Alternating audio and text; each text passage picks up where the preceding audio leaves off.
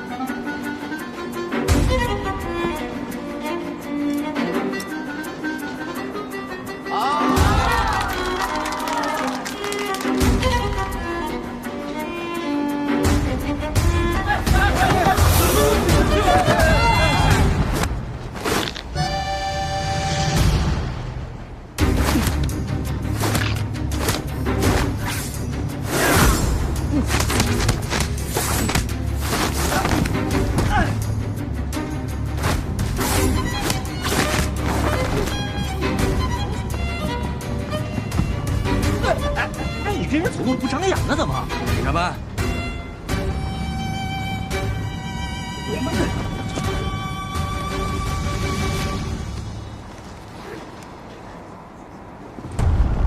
老实点！老实点！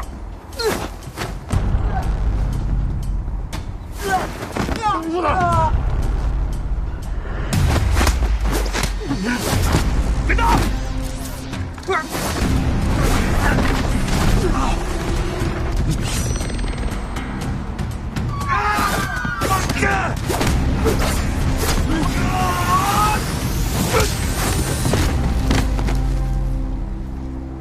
警察办案，大家不要围观，都往后退，往后退！警察办案呢。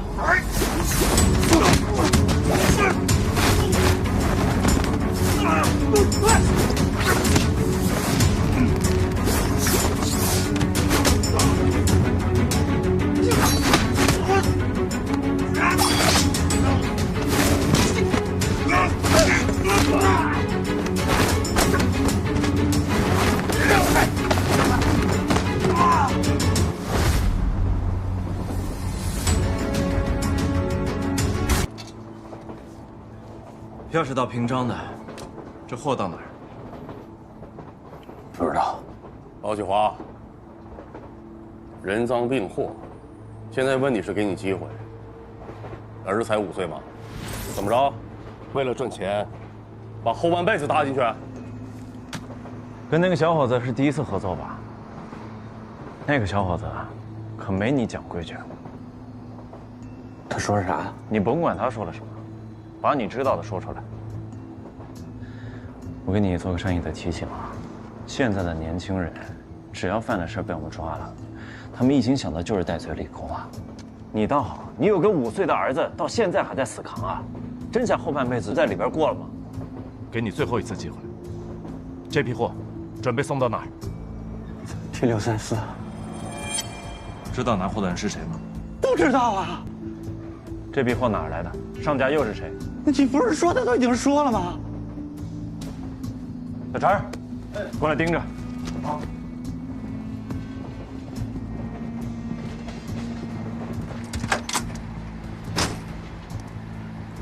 不用问了，那个全招了，说他只是个背货的，你才是主要负责人，所有事情都是你策划的，等着挨枪走吧。哎，我都不认识他，都是老板安排的，凭啥推我头上啊？老板是谁啊？还不说啊？带走吧。行。哎，别呀！我真不知道他是谁，从来没见过面。他都是在 QQ 上或者游戏里找我，指定地点让我去拿。这次怎么交易？这次到平章换车 T634 6号车厢。你们是哪个单位的？平章铁路公安局刑侦处。你说这事儿闹的，你们应该不是来抓登大龙的吧？抓毒。我们从昆阳跟了1000多公里到这里，就等着他们交易时抓人抓货。现在因为你突然抓人，惊动了毒贩，导致我们不得不提前收网。对不住啊，郑队，我确实不知道，给你们添麻烦了。我是下同市公安局花园路派出所的警员张南一，警号是052819。我经常跟你们铁路公安处的同志们合作，也确实知道这事的严重性。抱歉。行了行了，都是工作，理解。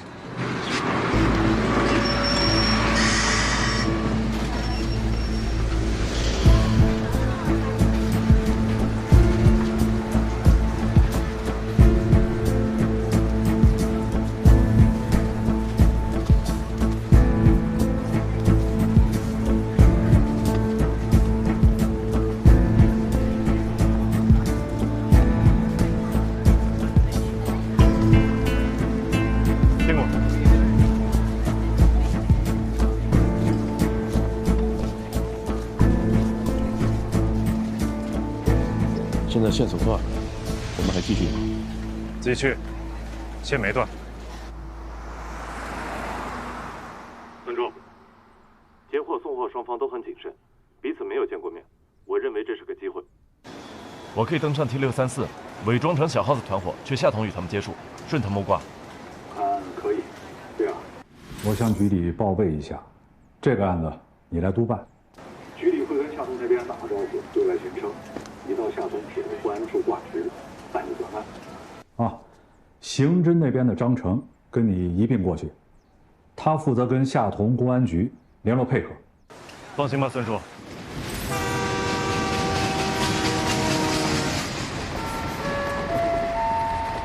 尊敬的旅客您好，列车还有10分钟进站，请您准备好您的行李物品，准备下车。他们让我在火车到夏通站的前10分钟，拿着这个包走到6、7车的连接处，等人来取。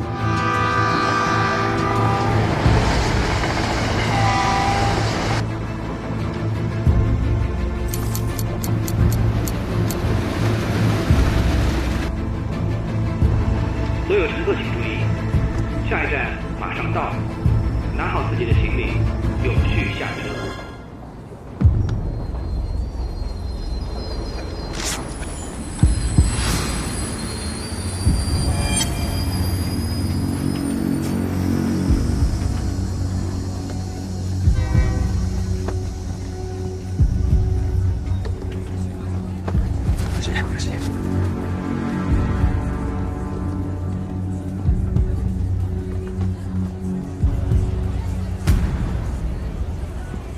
下货上注意安全。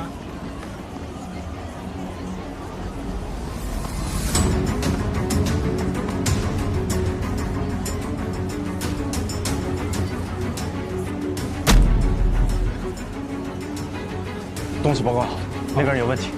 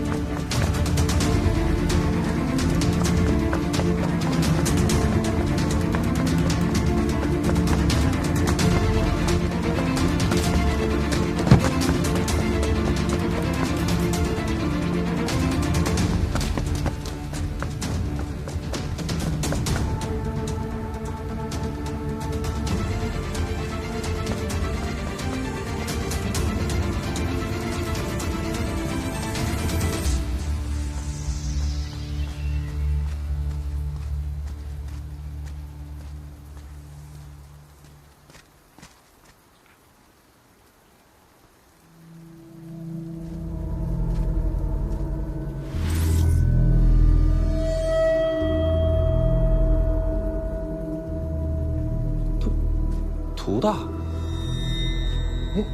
您怎么在这儿呢？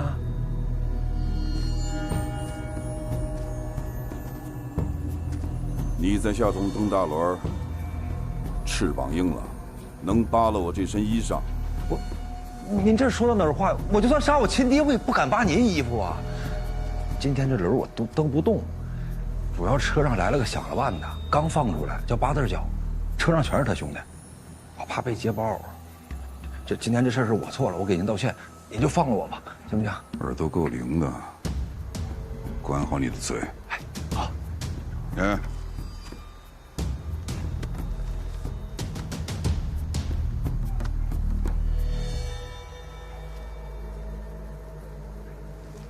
别跑！给我站那！这个是我的钱包，这是赃物。你说赃物就是赃物啊，按照规定，起码你得先亮个证件吧。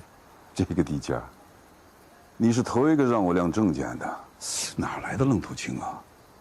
我是谁并不重要，但我知道你，涂洪江，鼎鼎大名的涂大队长。站那儿。这个人我得带走。他是贼，归我。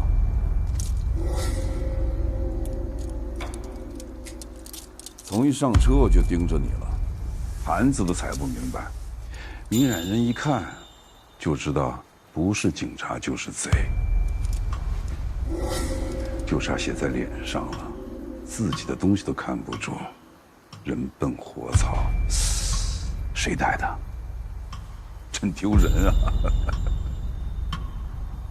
巧了，我从上车的时候就开始盯着你了，这么快就同流合污了，谁带的你呀？也该觉得丢人。胆儿够肥的，这经历是不？年轻人火力旺，胆儿本来就应该肥。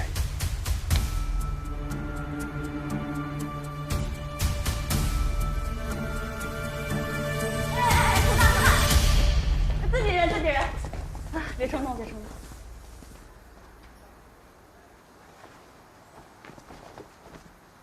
展队你好，我是下同市铁路公安处警员韩鑫，我是负责来接您的。我从火车站跟过来，你们发生什么事了？没事儿，没有。涂大，没事儿。要说没事就没事呗。走了。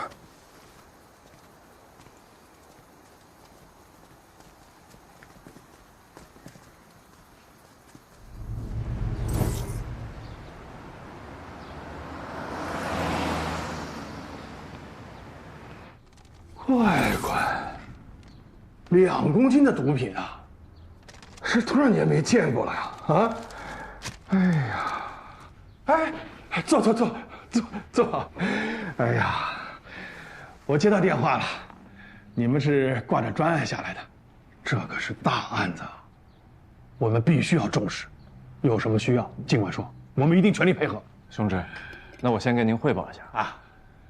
我觉得这次行动很蹊跷，这条线我们一直捂得很死，一路追到平章，按住那2个背货的人之后，就地分开审讯了，基本上不存在串供的可能性。但是行动失败了，要不就是我们暴露了，要么就是有人借这个事情做了个局，但是具体是谁、什么目的我还不清楚。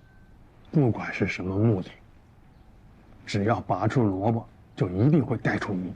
现在这个萝卜咱们已经攥在手上，就不怕找不着惦记他的人，对不对？你说的没错，兄长。来之前呢，局里已经跟下同市公安局联络过了，他们说会派人来协助调查，人应该快到了。哎，他们市局派谁过来啊？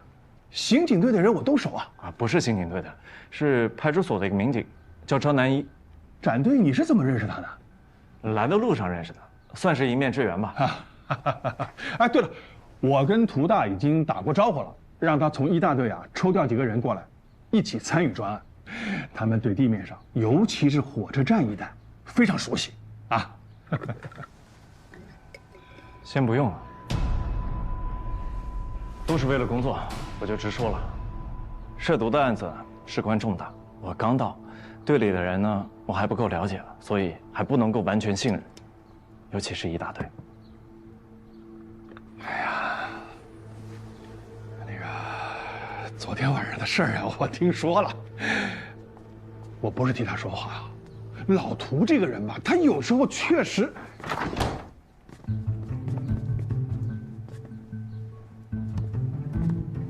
找我呀？你，哎呀，茶，你快点！你热不热呀？穿这一身皮。飞机上不能用蓝牙耳机。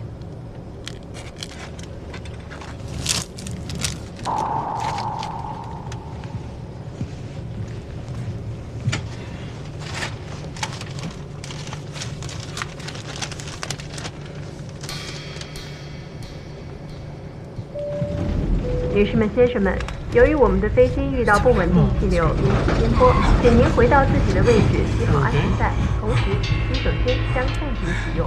感谢您的配合。Ladies and gentlemen, we are boarding Cameron and continue from. For your safety, please back to your seat and hold down the seatbelt. Lavatories will be suspended. Thank you for your cooperation. 机长，能听到吗？这位女士，麻烦您回到座位上。后面有一个老人身体特别不舒服，你们快去看看。好的，我们马上处理。好，谢谢。小柳，小柳，你去。愣着干嘛？还不赶紧！好像电子系统出现了故障，密码失效了。出什么事了？我是警察。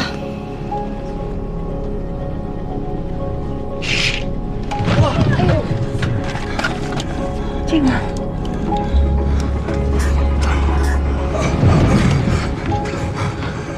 不行，机长还是没声音。现在飞机进入了雷暴区域，遭遇强风切变。如果不能尽快脱离的话，机体结构将会遭到破坏，造成事故。这个密码呢？密码刚刚更新过了，我们已经找到了安全专家，一会儿就来了。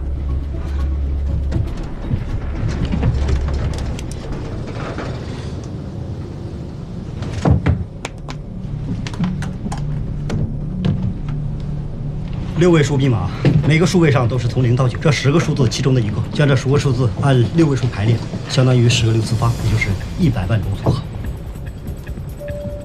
女士们、先生们，由于我们的飞机遇到不稳定气流引起颠簸，请您回到自己的位置，系好安全带，同时洗手间将暂停使用。感谢您的配合。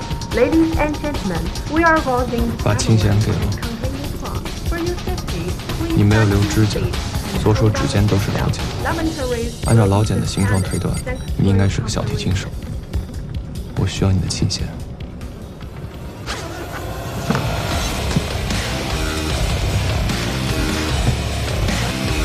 干嘛？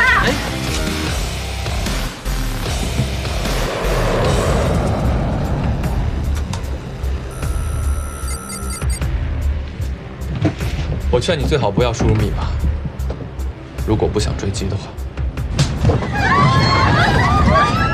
快，赶紧输入密码，要不然来不及了。什么情况？电脑锁刚才处于断电状态，插上电脑以后帮它通了电。坏了，为了航空安全，电子锁在通电的状态下，操控机构就会起作用，里面的机械锁就会自动落锁。是我们把门给锁上了。那还有没有别的办法可以打开啊？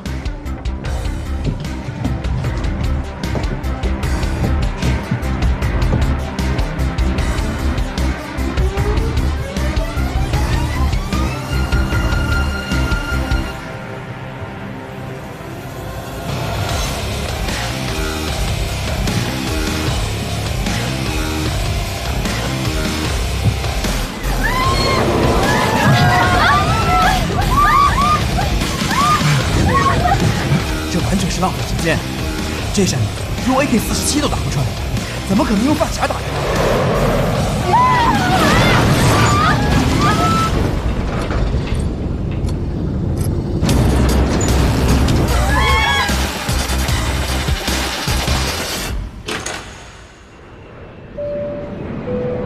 女士们、先生们，我们的飞机刚刚穿过了空中乱流空域，现在回到了平稳飞行高度。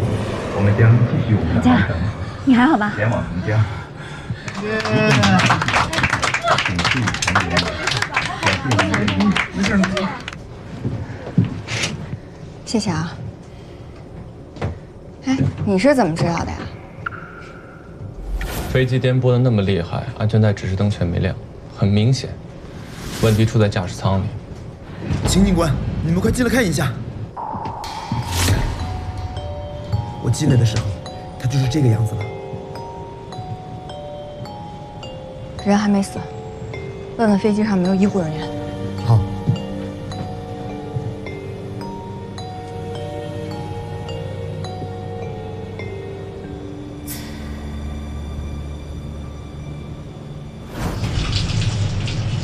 小刘。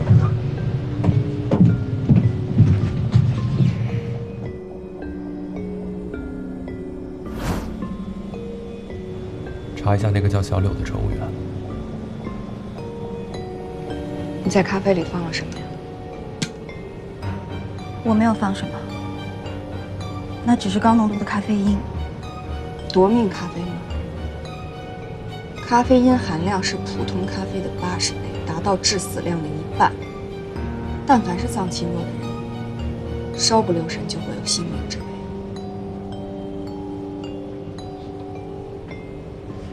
我也没有想到，机长会去喝那杯咖啡。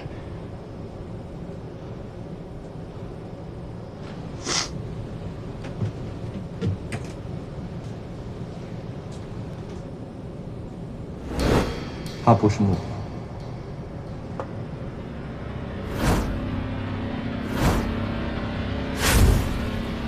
你的目标是副机长。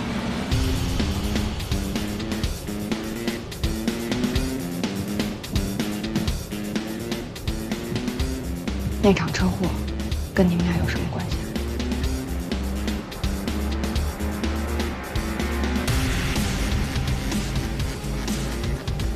如果不是他坚持临时下车，我男朋友就不会遭遇那场车祸。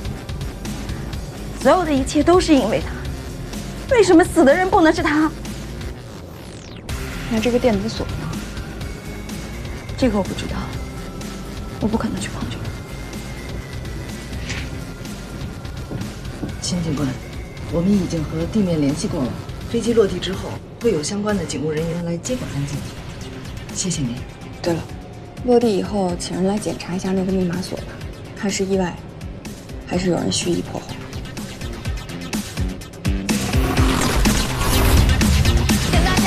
Ladies and gentlemen， 我们的飞机即将降落，请您回到座位上坐好，系好安全带，系好桌板，您好点吧。打开遮光板，谢谢。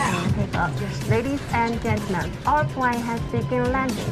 Please back to your seat and hold the seatbelt. Thanks for your cooperation.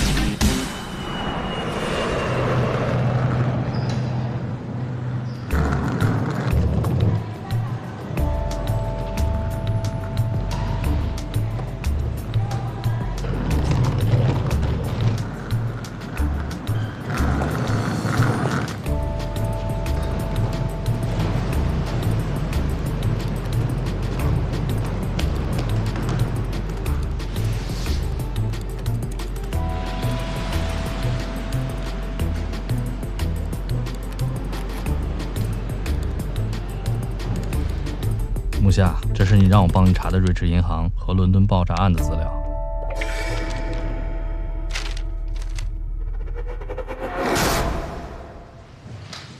我跟你说啊，当时的情况简直是惊险。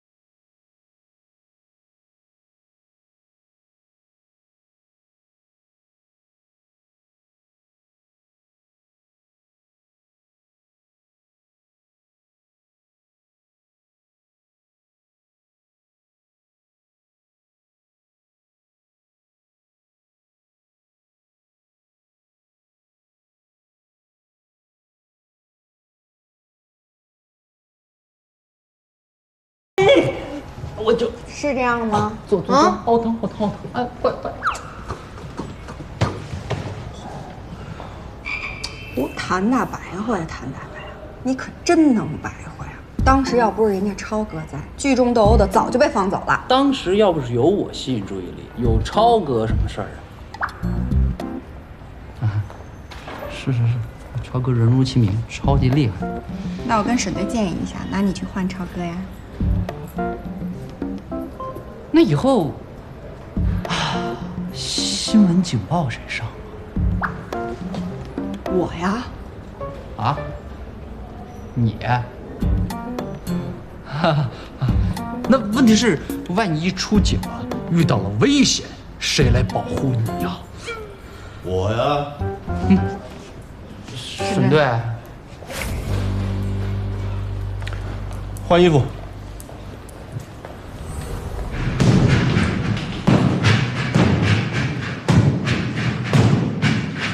沈队，你们谁先来啊？左哥是我们队的冠军，跟人打才能显出您的厉害。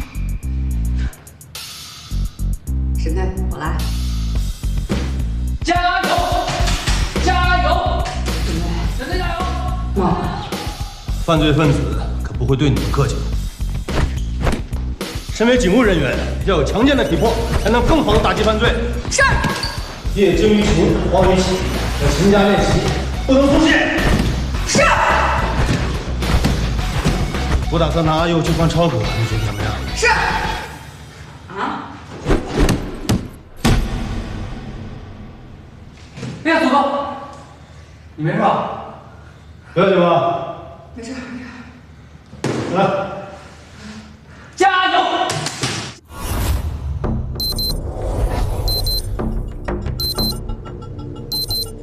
都2点了，也该出现了吧？别着急，早着呢。老杨说他们已经在这儿盯1天了，我有预感，他很快就会出现了。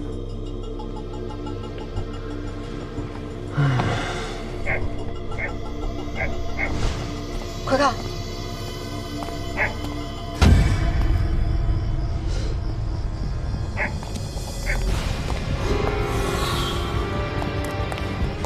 怎么办？现在分2队，1队1个。是。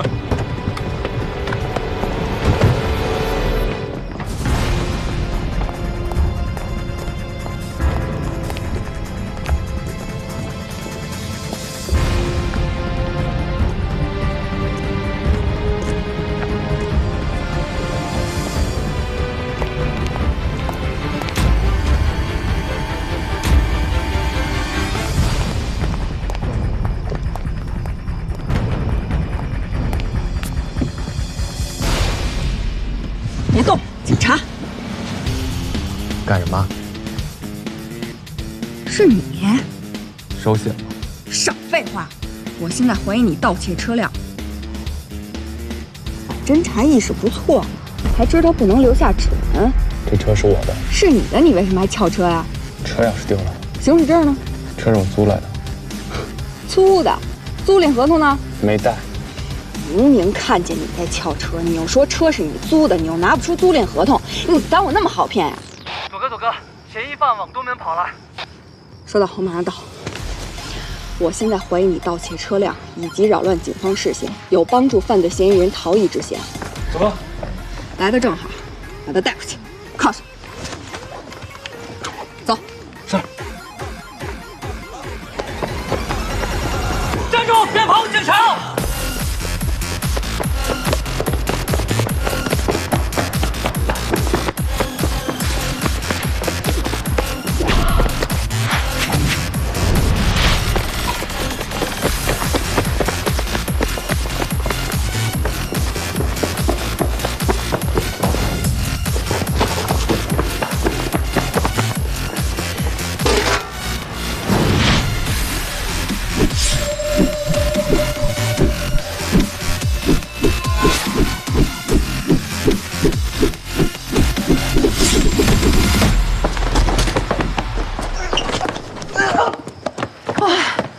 看见没？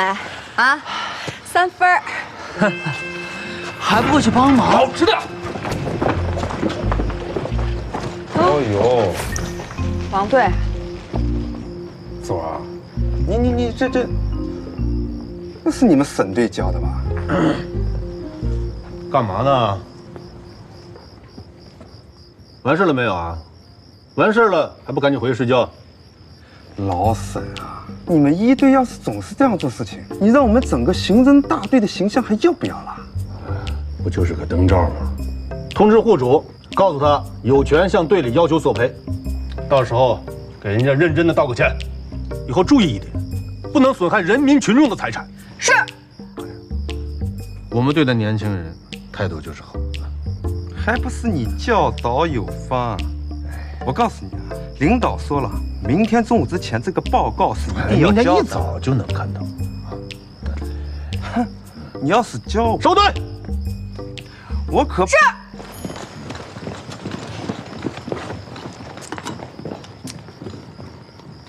收队。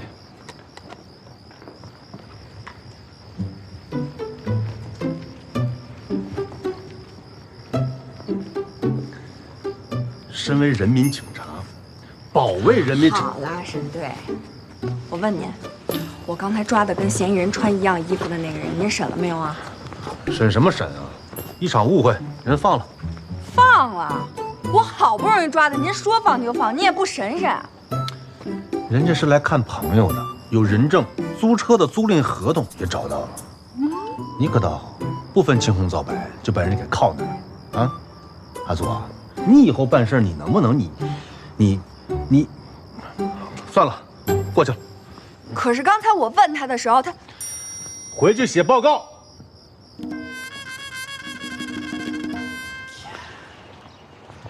别担心，如果屋主索要赔偿的话，那也是队里赔，咱们就是过来通知的。我烦的不是这事儿。昨天晚上那个乌龙事件，对不对？我总觉得那人没那么简单。你想多了，没人。哎，请问你们找谁啊？您是这家的主人吗？哦，不是，这是我叔叔家。你们是？警察。警察？叔叔就我一个亲人，虽然说平日里走动不多吧，但还经常联系的。但这几天我联系不上他，比较担心，所以过来看一下。哎，这边楼上就卧室。哎，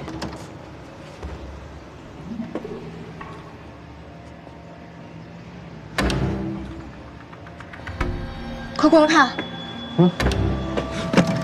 叔叔，叔叔，怎么办？给队里打电话，叫消防过来。叔叔，叔叔。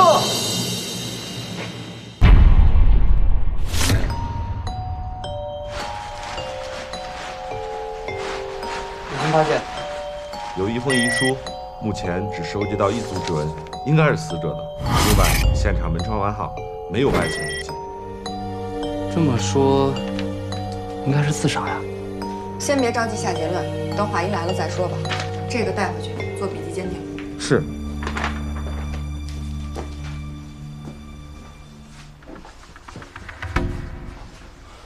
你怎么看？你真觉得这是自杀吗？这是基于目前现场的初步推论。动机呢？癌症。据我了解，死者目前仍身兼瑞驰银行行长一职，病情也没有到达很严重的程度，态度也没有很悲观，反而是积极配合治疗，所以我不觉得他会自杀。你认识他？见过几面。见过几面。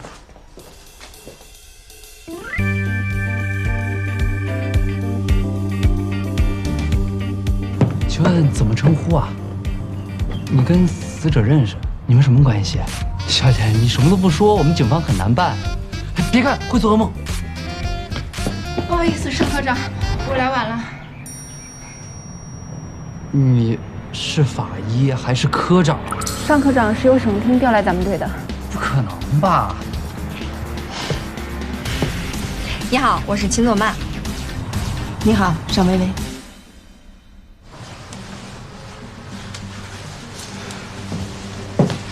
怎么样？死者口周寒区，无法透视瞳孔，也没有尸僵特征。根据虫卵形态和季节温度，相信死亡时间超过56小时。死者的体表没有明显外伤，也没有骨折或撞击的痕迹。另外，我发现一个奇怪的地方：死者的尸斑堆积于脚底，除了脚这一块，我没有在他的其他部位找到尸斑。这说明死者死的时候是站着的。可是死者明明是蹲坐着的呀。真正的死因我还需要进一步查验，您尽快弄到家属签字吧。走了。单科长，辛苦啊。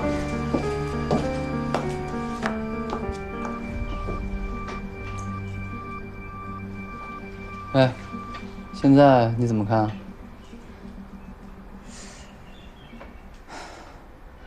诡异，太诡异了！这么复杂的自杀现场，我还是头一回见呢。笔迹鉴定那边已经有结果了，遗书不是死者写的，但这也并不能作为死者非自杀的证据支撑啊，只能说有他杀的可能。但是你不觉得奇怪吗？从现场看，没有任何的外部入侵的痕迹啊。那有没有可能凶手是死者的熟人，所以可以平和地进入现场？但他又是怎么离开的呢？你看啊，房间所有的门窗，除了那道蒙白布的门之外，全部从内反锁。但是那道门也被白布紧紧地蒙上了，相当于上了锁。更何况，死者用身体挡住了这道门，根本没法离开呀。这是一间密室。小麦，单科长，单科长，你怎么来了？你们审队呢？啊，审队带队出去走访了。那你把报告给他吧。啊。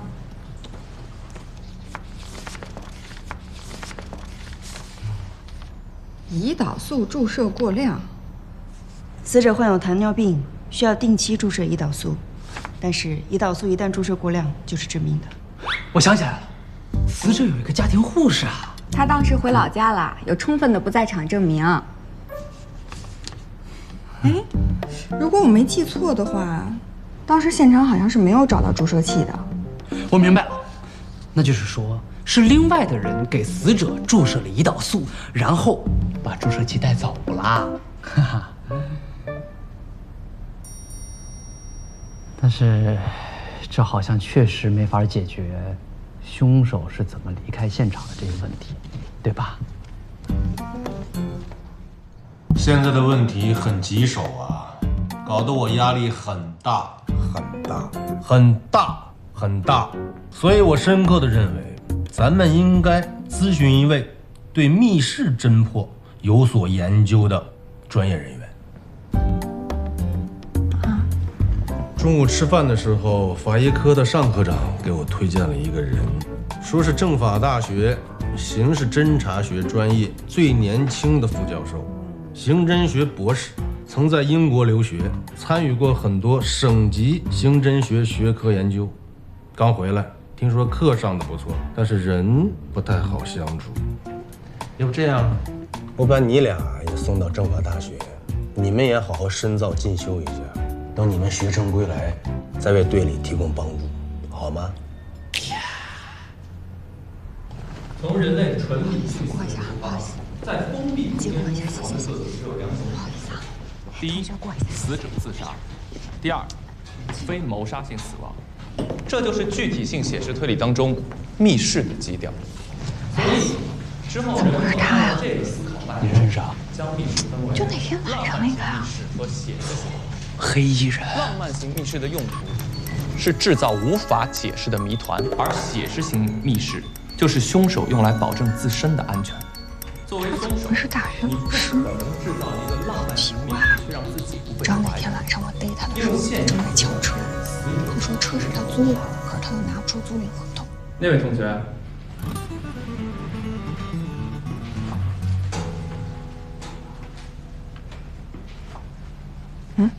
别看别人就说你。我啊，我刚才说什么？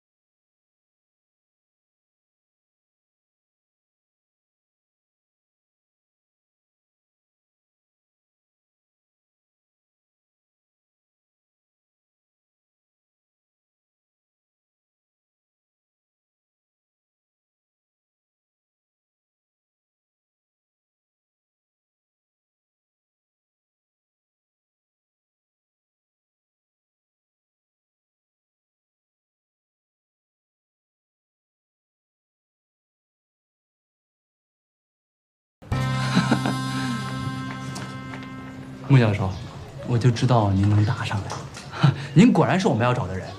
是这样，我们队昨天接了一个案子，跟密室有关，特别需要一位精通密室的专家来帮助我们。您能不能抽出一些宝贵的时间？没时间，我还有课。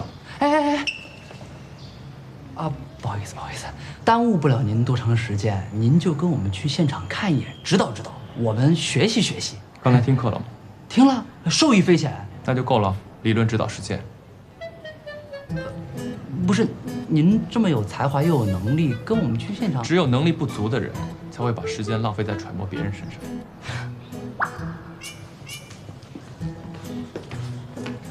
这么没礼貌也能当教授？不帮就不帮，咱们自己查，有什么了不起？哼！人呢？人家没时间，说不来。然后呢？左哥说了，他要自己查。你自己说的呀，先把穆教授的论文看一遍，然后再理论结合实践的查。我不管你们怎么搞，破不了案都别回家了。是。就一顿午饭的时间，我就能带您从现场窜个来回，保证不影响您下午的课，行吗？我要吃饭。我知道 7-Eleven 有一款特别好吃的便当，而且还不贵。对于吃饭，我从不错过。要不然等案子破了，我再请您吃顿好的。我不要。那您要什么？您提要求，我们尽量满足您。要不是这次案子棘手，我们也不会来麻烦您的。再说了，这次案子也能跟你联系上。就那天你去的那别墅区，死者是谁？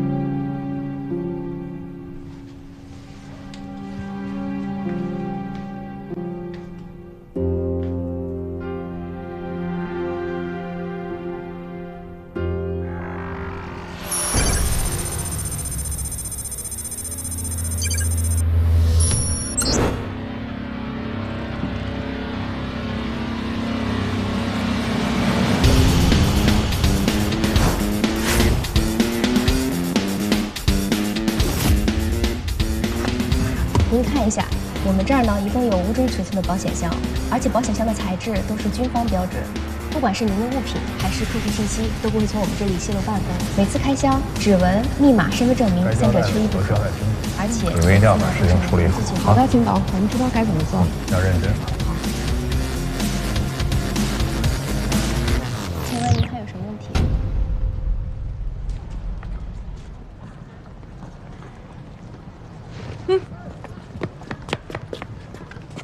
穆教授，聘书给我，这么痛快？趁我还没改变主意。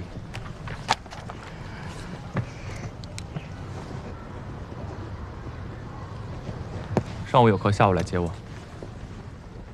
下午2点，我在学校门口等你。在整个走访过程中，我们发现死者其实是一个并不爱与人交流的人，所以没有人会去刻意注意他。有个孩子说自己到院子里捡球的时候，看到一个人站在门边，但无法确定这个人是不是死者。另外，在白布上我们找到了属于死者的皮屑和 DNA， 而贴着白布的双面胶上并未找到指纹。别念了，都不知道他听没听。我也不想念呀，这不是没办法吗？反正也快念完了，能听多少算多少。茶几和沙发上也没有找到任何指纹，包括死者的，相信是凶手刻意抹去了。目前确定凶器就是注射器，我们的同事已经去找了，但是工作怎么了？是不是有什么线索了？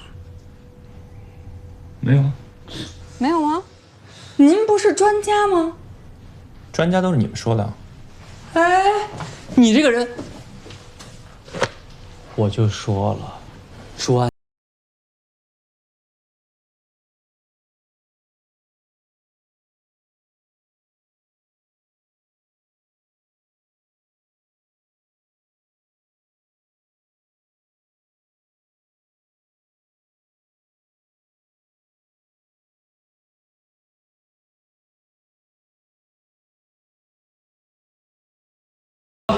嗯，有你一快递。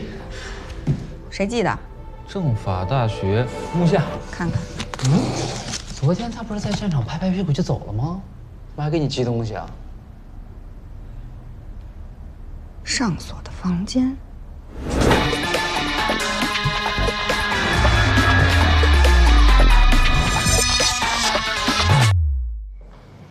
这是模仿作案对吧？小说的第一章故事《站立的男人》说的是失踪数天的殡仪馆社长被发现死在家中，现场的布置跟咱们的案子是一样的。先将尸体立在门后，用茶几抵住，门和尸体还有一定的距离，足够让他通过。等到48小时以后，尸僵状态完全解除，最后呈现的就是坐姿状态。门上挂着的白幕布是丝质的，可以辅助顺滑，让尸体更加顺利的坐姿。密室之所以为密室，很多时候是需要旁观者去见证的。我们已经锁定了嫌疑人，死者的侄子蒋文，但是他有充分的不在场证明，我们也只能把人放了。在案件进入到死胡同的时候，是尚科长提供了新方向。死者患有糖尿病，需要定期的注射胰岛素，但是胰岛素一旦注射过量就是致命的。所以我们也调整了侦查方向，找到了死者的家庭护士魏小杰，只有他了解死者的病情，可以接触到药物，完成谋杀。很好。哎，穆教授，你别光很好啊，你倒是把话说清楚了。我已经破解了密室，捉拿凶手是你们警察的事儿，跟我没关系。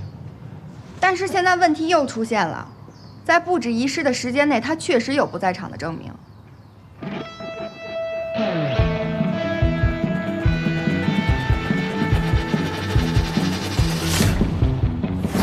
你说的仪式布置的时间，我在老家，家里的亲戚朋友和邻居都可以为我作证。而且你们警方不是刚刚把我从老家带回来吗？可是你并没有否认你杀害死者的事实。我没有杀害先生的动机。他没有，并不代表仪式布置的人没有。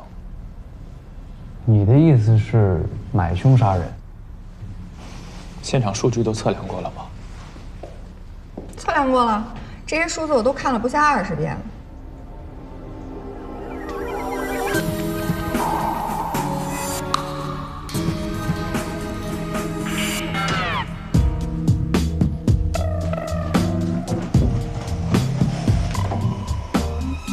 死者与门之间仅有25厘米，这个距离对于一个体型标准的人来说是出不去的。但如果这个人是身形羸弱的人的话，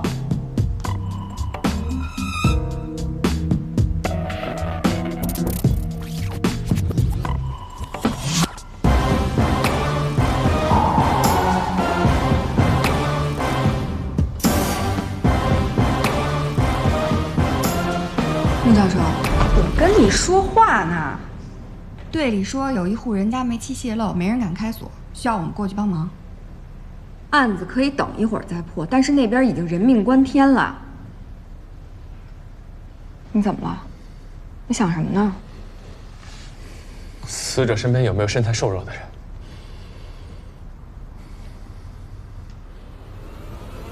我马上去查。他是谁啊？范一鸣是死者的私生子，知道两人关系的不多。我找他了解过，他在案发时正好。现场的门窗都从里面反锁了，那也就是说，伤者是吃完安眠药之后再开煤气自杀。不会是自杀？你见过哪个想？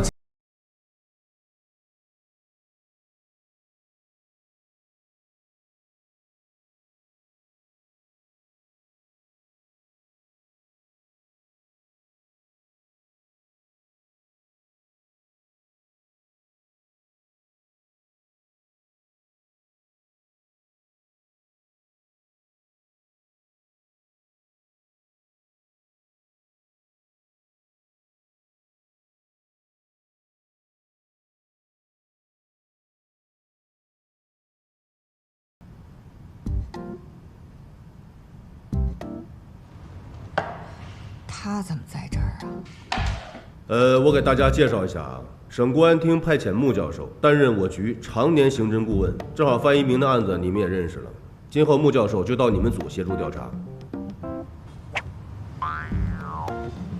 我觉得我们不用每个案子都麻烦穆教授。多好的学习机会啊！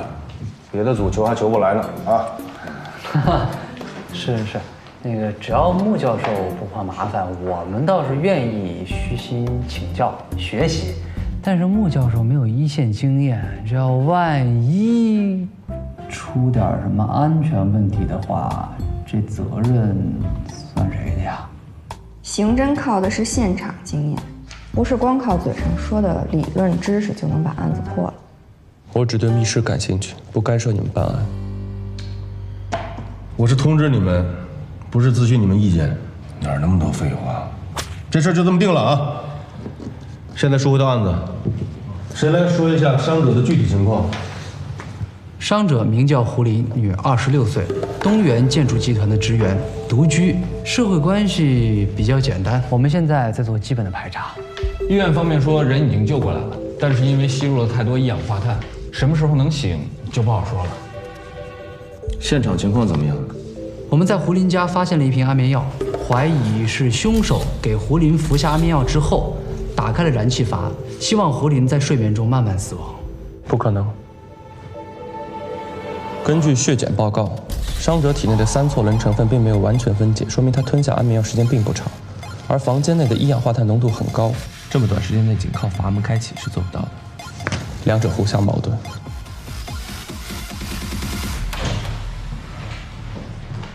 报告，监控录像有发现。停。是他？你见过啊？这个人叫许志，是胡林的前男友，2个人在3个月前分手了。许志，希望你实话实说，好好配合我们警方的工作。我是去找他了，但是他没在家呀。你撒谎，他一直都在家，就没出去过。不可能，我敲了半天没人开门，不然我就走了。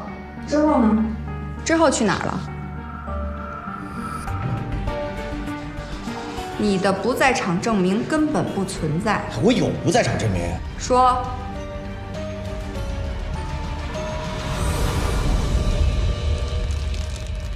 没想到误打误撞破了个赌局，沈队这回肯定高兴坏了。这个许志可真够渣的，拿着自己的女朋友的东西出去赌博，怪不得胡林会跟他分手呢。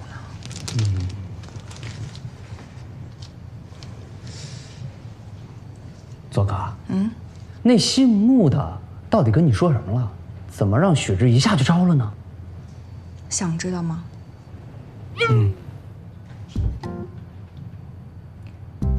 一顿夜宵。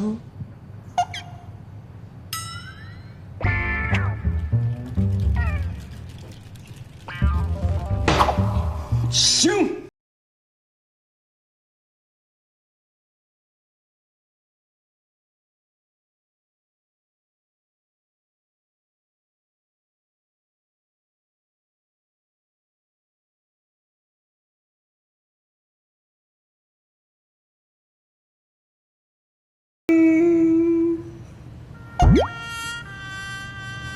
看样子你还不想要啊？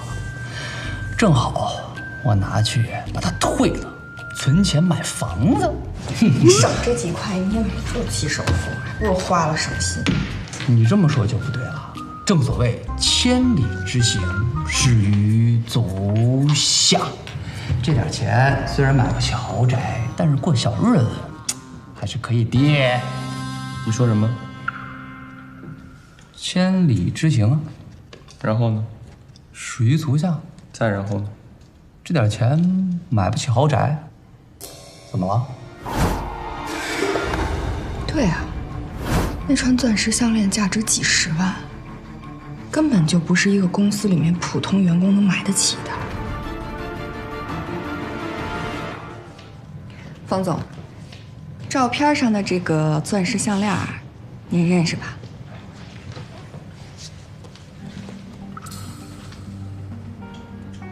这是我买给我太太结婚周年纪念礼物，只是一忙起来吧，就给忘了。那您还记得把它放在哪儿了吗？我怕我太太来公司先看到，所以就让小胡给我保管了。你昨天的行程是什么？我让你说话了吗？昨天下午你干什么了？你们是怀疑我们？不排除任何嫌疑。你能不能别跟这儿添乱？没关系，没关系。我想想啊，昨天下午2到3点钟，我有一个董事会，期间我人一直在公司。我们公司有记录，而且也有人证，你们可以去查。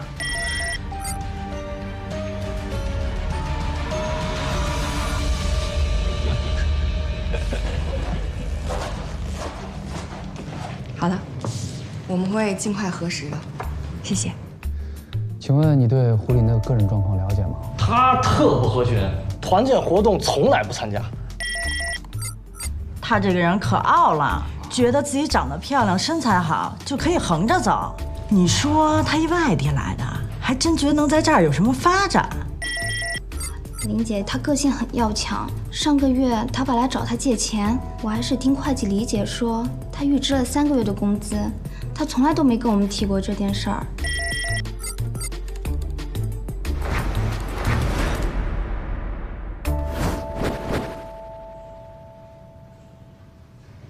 穆教授，你不是说不干涉本案吗？不会这么快就忘了吧？我不相信他。不相信？不相信什么呀？他的不在场证明啊？冯东把结婚纪念日的礼物交给胡林保管，不奇怪吗？你这么一说，我好像想起来了。冯东在说话的时候一直在调整左手戒指的位置。人在撒谎或者想掩饰什么时候，就会下意识地做些动作，来缓解情绪。他到底想隐瞒什么呀？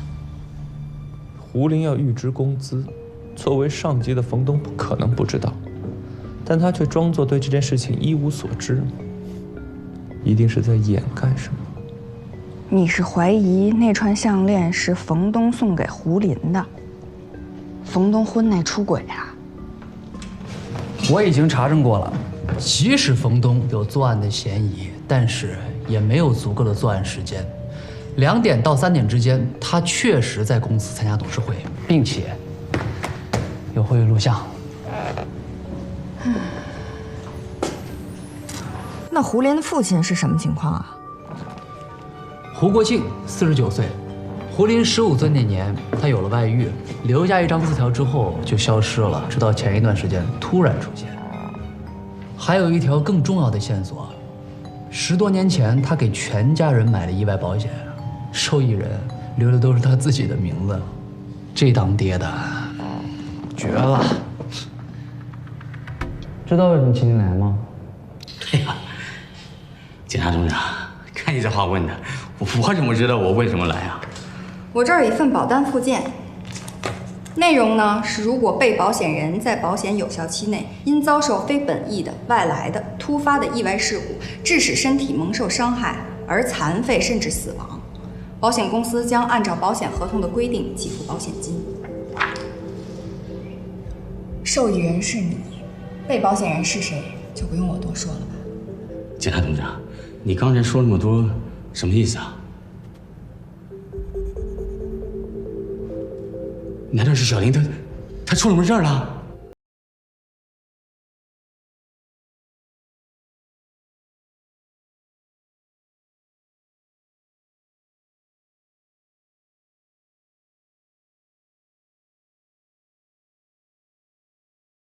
我就不知道了。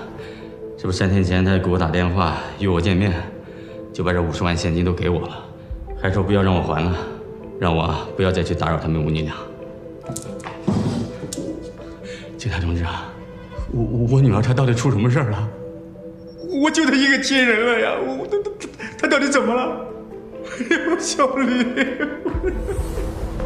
既然胡国庆已经从胡林手里拿到了钱，就没必要多此一举了呀。那胡林这50万是从哪儿来的呢？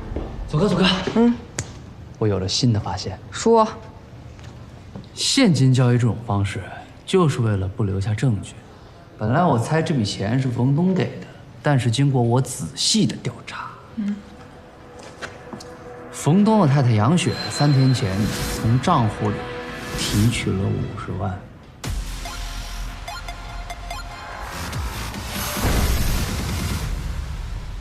那50万是我给他的，怎么了？说明什么？说明我杀了他。既然您知道胡林跟您丈夫的关系，这就证明您有杀害胡林的动机。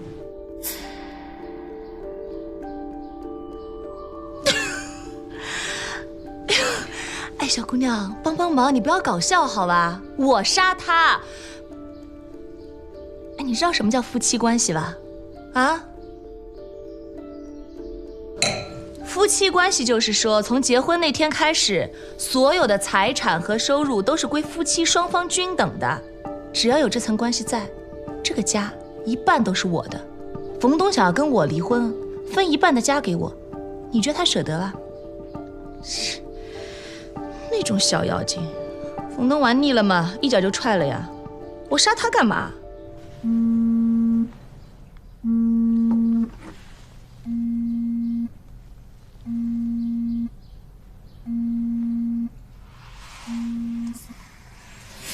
冯太太，您接。我不接，冯东没事儿的，我一会儿给他回过去。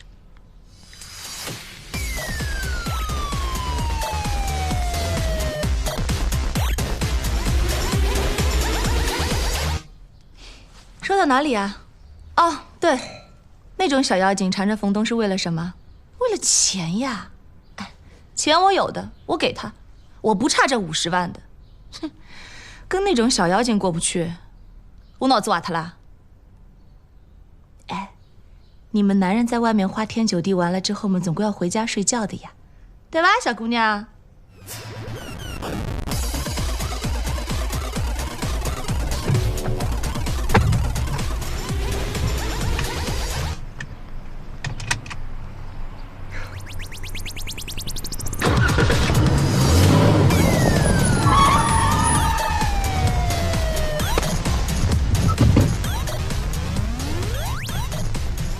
你说的，我不过问你们的探案过程。我又没说给你听。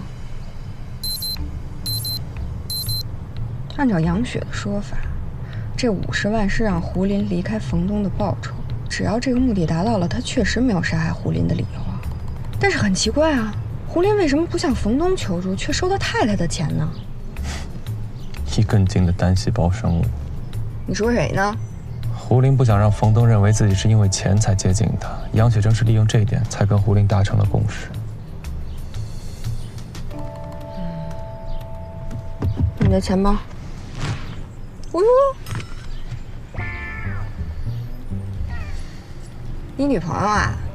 怪不得这么了解女人。跟你没关系。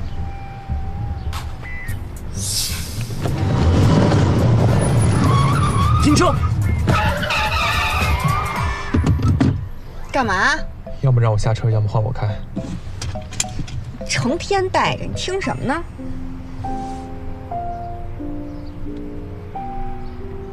肖邦的第2降 E 大调夜曲。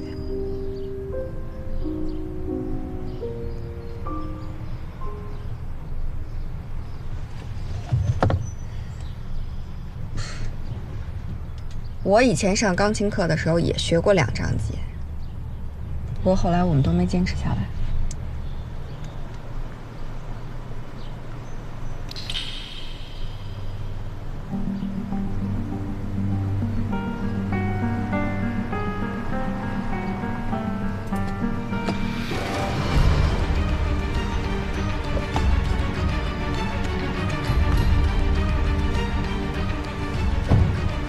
刚才有人给杨雪打电话，她特意没接，是用短信回复的。10有8九就是告诉这个人有警察在，让他等会儿再过来。你看，我说的没错吧？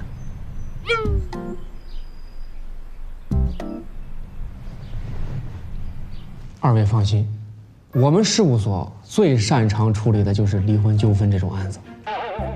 不用担心，我见得多了。二位是财产分割的问题，还是子女抚养权的问题？我是没关系，不用避讳谈这个。有分歧，大家可以坐下来好好聊嘛。离了婚一样可以成为好朋友，买卖不成仁义在。哎呦，对不起啊！哎呀，我搞错了，我把二位警官当成是下午来预约的那对离婚的夫妻了。你看，哎呀，我就说嘛，这二位看起来这么般配，一点儿都不像是离婚的夫妻。照片上的这位女士，你认识吧？杨女士吧？有印象。杨雪找你都说什么了？她委托我来处理她的离婚协议，主要是针对婚后财产的分割问题，还有婚内出轨状况等判决问题。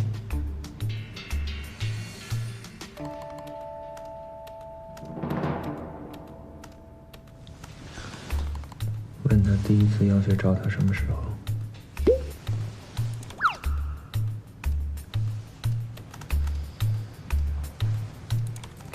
吴律师，杨雪第一次找你是什么时候啊？我看一下啊，不是3个月前。我这儿有记录，您二位看一下。我查到，胡林在3个月前还没有进到东源集团。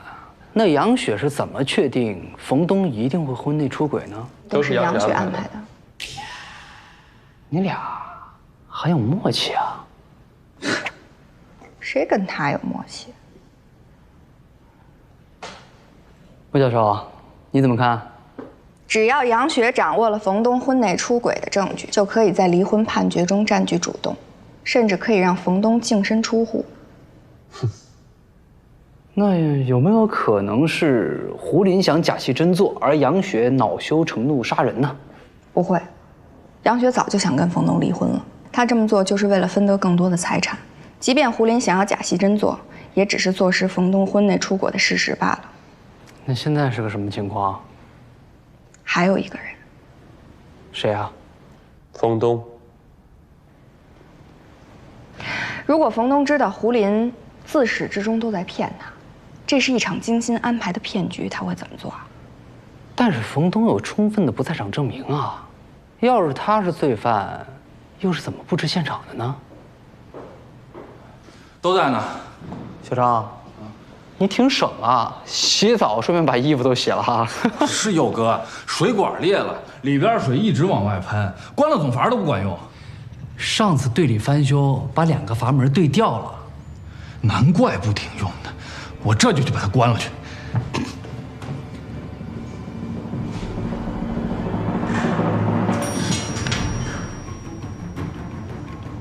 怎么了，穆教授？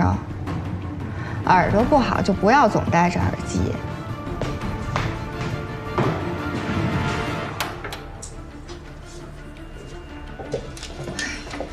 你就直说呗，干嘛非得到现场才能说呀？哥，你别着急啊，人穆教授肯定有自己的道理。其实从一开始，我们就被误导。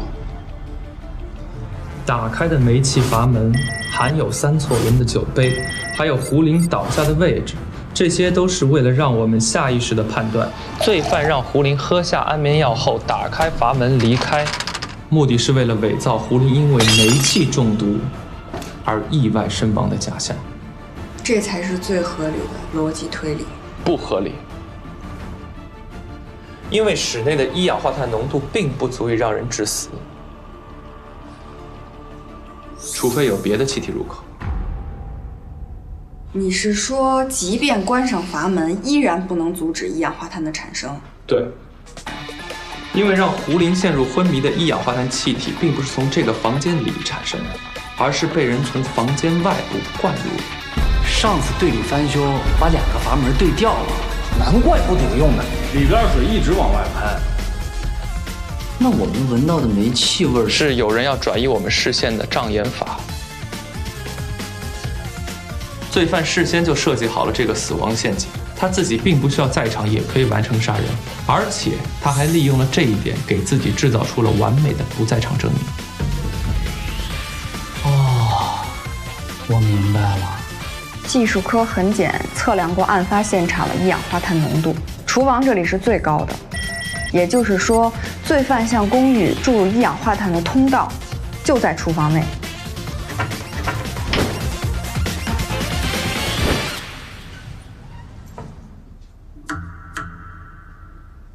空的。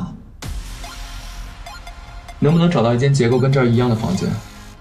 没问题。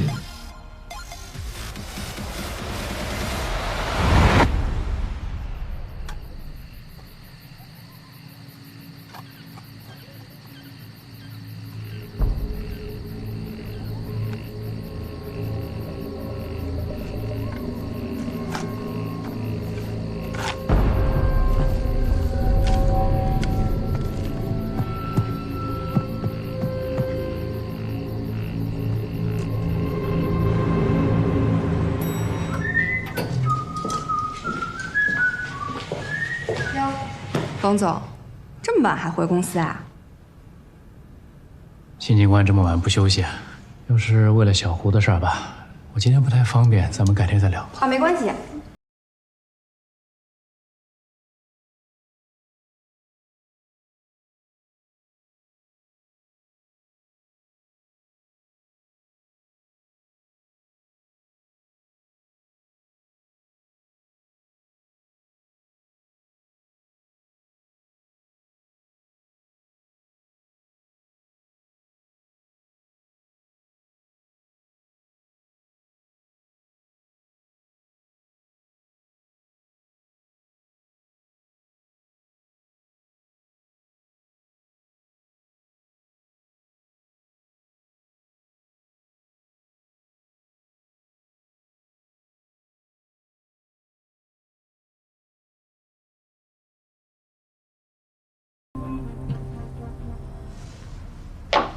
你们什么意思啊？耍我？当然不是，穆教授刚刚只是做了一个实验，看看是否真的能把一氧化碳传输上来。让胡林昏迷的一氧化碳并不是在这个房间里产生的，而是有人通过了某种手法将它注入到房间里的。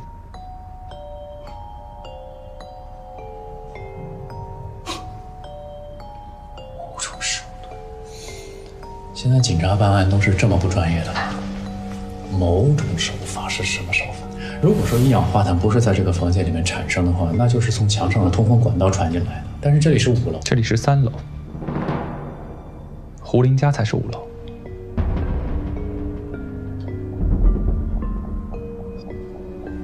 冯总，您不是没来过这儿，连我们都得仔细的找才能找到隐蔽的通风口，您怎么一下就说出来了？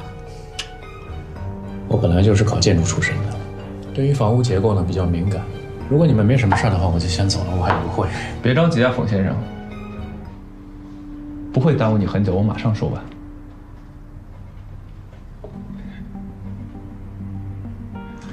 一氧化碳气体就是通过这个水槽进入室内，形成了死亡陷阱。穆教授啊，说到这个房屋结构呢，你可能就是外行了。不管是商品房也好，经济房也好，开发商呢都会选择相同的户型，所有的生活用水都是通过下水管道排入地下。而这一带呢，正好是棚户改造房，所有暴露在墙体外面的下水管道都会被封起来，想要接触到管道就是不可能的事情。所以嫌疑人用了另一种方法，他把气体注入了下水管道。听起来稍微有点困难，但如果对于一个熟悉这栋楼内部建造的人来说，并不算十分复杂。你看，这个井盖连通着整栋公寓的下水管道，嫌疑人只需要将下水管道翘起，把气体注入到下水管道，那么密度较小的一氧化碳自然会顺着管道从1楼传输到5楼。只要有人事先安排好这一切，即使不在现场，也可以完成密室杀人。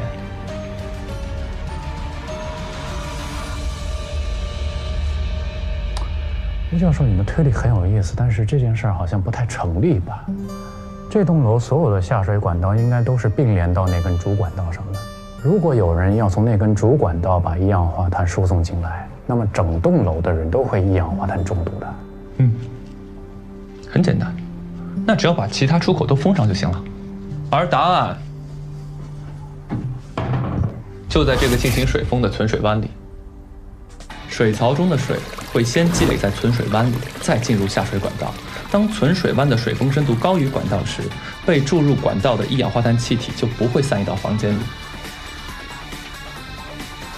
犯人通过一段时间的观察，确认了整栋楼一般住户每天都有正常用水，而存水湾在每次过水之后都会重新被水封，也就是说，只要存水湾有足够的水中深度，气体就不会进入房间。犯人就利用这一点打开了胡林家的存水湾，把水清空。有什么新发现？灰。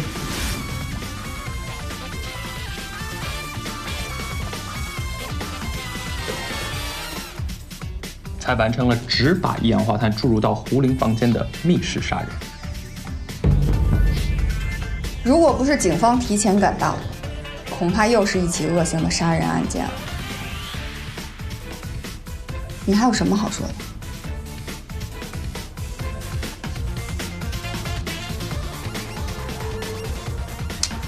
好，即便你们所说的这种方法成立，证据呢？你有什么证据证明是我干的？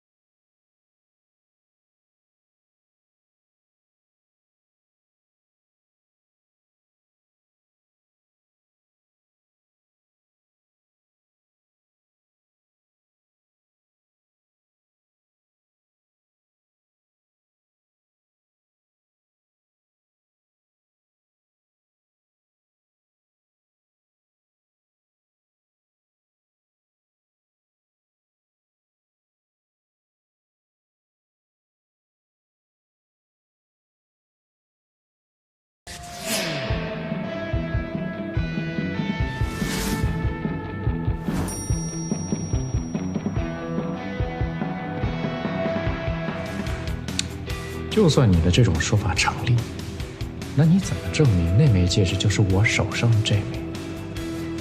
那还不简单，只要对比你的戒指跟井盖上的微生物生长指标，不就行了？我又去帮那个人了。我言归正传，方总，当你得知胡林是你太太派来勾引你的人，为的就是制造你在婚内出轨的证据，于是你就开始设计这个看似天衣无缝的杀人轨迹。我想其他的作案工具你都已经处理了，但你偏偏忽略了你手上的这枚戒指。我问过你太太，这个戒指是你们结婚的时候特别定制的，其他的戒指根本无法在井盖上造成相同的压痕。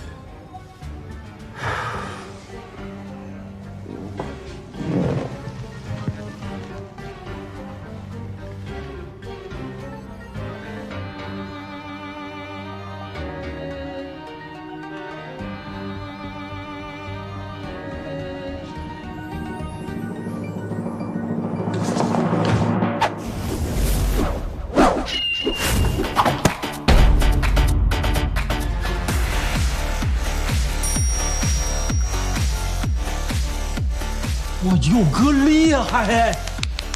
哼，你还想销毁物证？我告诉你，在交通部门的配合下，我们已经还原了你开车出城的路线，并找到了被你销毁的作案工具。我看你怎么狡辩。可以啊，小柚子，未卜先知啊！我是谁啊？是穆教授打了电话。他呀。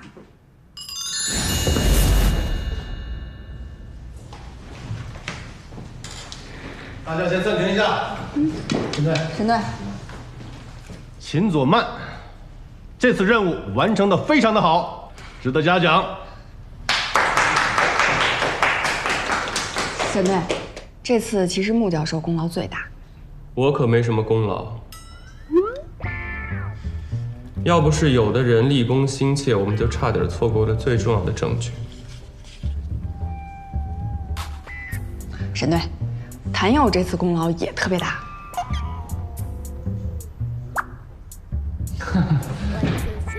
左哥，你还能表扬我，我真的是万分荣幸，受宠若惊啊！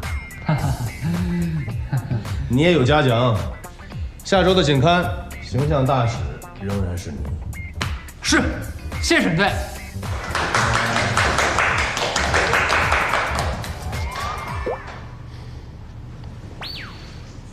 穆教授，案子都破了，还想什么呢？如果作案工具不是那枚戒指，如果不是我们正好出现在那个地方，这应该算是一起天衣无缝的案子了。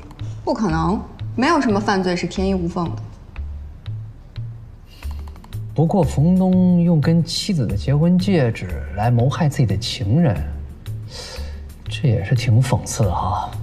我问过那个吴律师，因为冯东单方面的反对，他们的离婚诉讼议程无限延期。所以你是想说，冯东只是为了除掉胡林这个不稳定因素，继续跟杨雪生活在一起吗？他明知道这一切是杨雪安排的，他为什么还要选择跟这个女人共同生活呀？这就是婚姻契约的本质，共同经济基础上缔结的契约关系。你这是什么歪理呀？家庭与私有制和国家的起源，弗里德里希·恩格斯著。没有必要给婚姻关系附加太多的情感期许，人本身就是自私的，任何形式的关系都不能掩盖这层事实。他这样的人怎么可能有女朋友？他有女朋友啊？我性格这么好，这么体贴，都没女朋友。他这么怪，他有女朋友？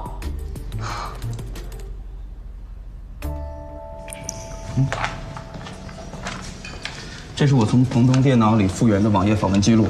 冯东和范一鸣情况类似，不过他的密室手法源自一封神秘电邮。查出是谁发的吗？这封电邮的 IP 信息被进行动态加密，很难追溯来源。哦，另外我查到了这个，10年前东元建筑参与了瑞驰银行的通风系统建设。东元建筑和瑞驰银行有关。冯东在成立东元建筑前期和朋友搭伙承包了不少的项目，瑞驰银行就是那个时候借的。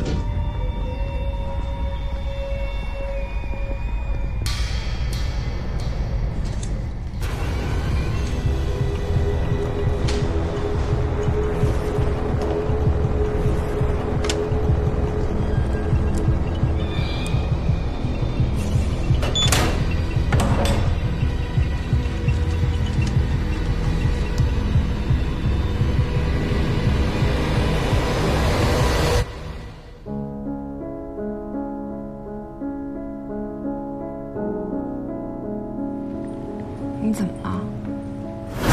发生什么事儿了？喂。